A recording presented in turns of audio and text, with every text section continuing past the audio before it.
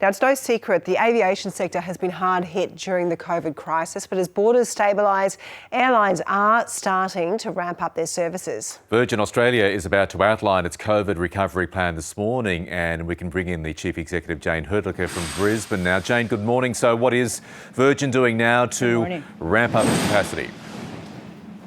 Well, good morning, and we're really excited because today we're announcing the start of a journey to bring back quite a lot of capacity into the Australian market.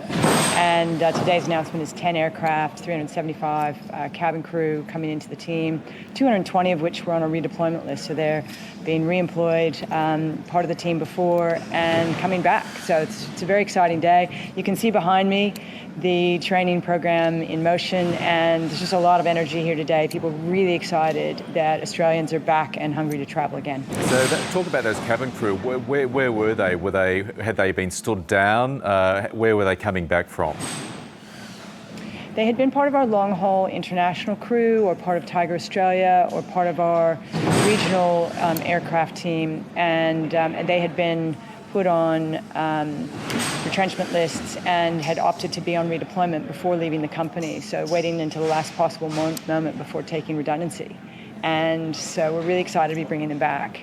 And all new jobs will be first up to alumni, so that we can get as many people in the family, back into the team. Where do things sit at the moment, Jane Hrdlicka? What's your capacity on domestic routes compared to pre-pandemic?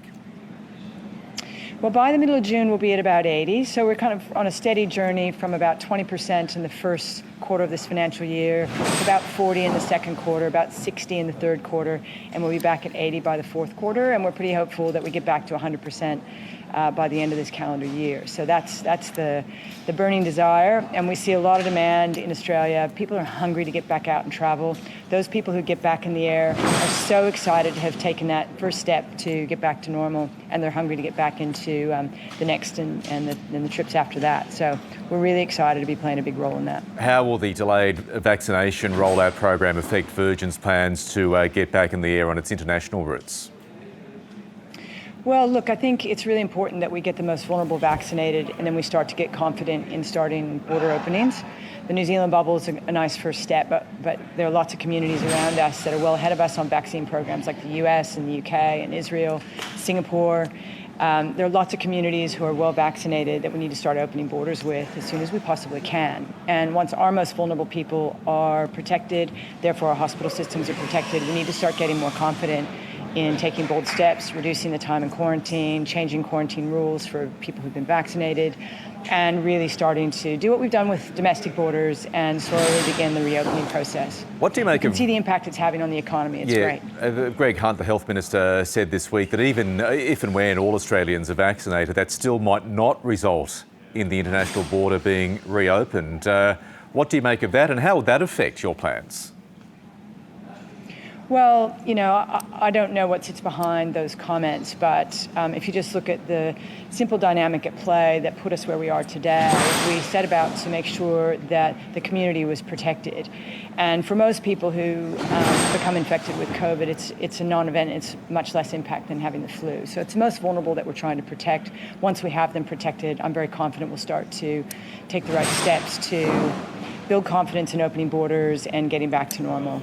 Ultimately, we've got to get back to normal and join the global economy as it reopens. Hey, before you go, Jane Hrdlicka, you are one of this country's most prominent female chief executives, and I want to ask you, have you got any thoughts about the way former Australia Post chief executive Christine Holgate has been treated by the government? I think it's great she's found her voice in this process, and I also think every employee in every workplace, whether you're the CEO or you're a cabin crew member, you deserve to have a workplace that's free of bullying and harassment. And so I'm really excited that the topic is reaching such high levels and hopefully will result in better outcomes in the future. Based on what you've seen and heard, do you agree with her that she was bullied and harassed out of a job?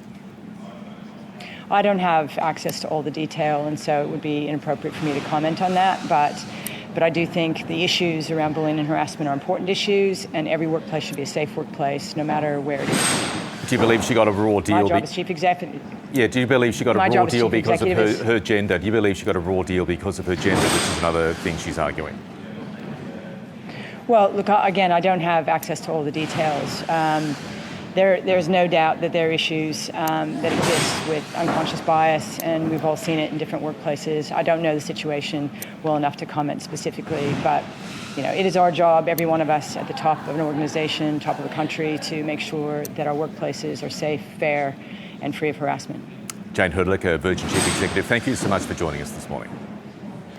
You're welcome. Pleasure to be here.